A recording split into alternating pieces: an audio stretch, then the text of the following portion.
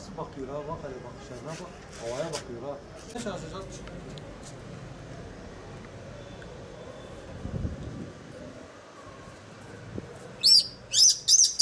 Kanalı kır, kanalı kır.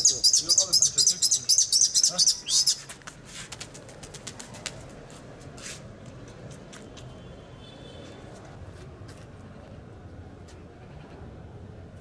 Evde otururken evimizin balkonunda bir ses geldi.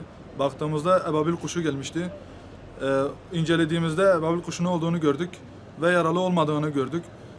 Ebabil kuşunu ilk defa gördüm. Güzel bir duygu. Herkesin görmesini istiyorum. Ve bu doğaya salarak doğaya gitmesini sağlayacağız. Doğaya salacağız. Ebabil kuşunu araştırdığımızda yerde olurken uçmadıklarını öğrendim. Ve bu öğrendikten sonra yüksek bir yerden doğaya salacağız şimdi. Bunlar ebabil kuşları yüksek yerden uçurulduktan sonra doğaya salınacak.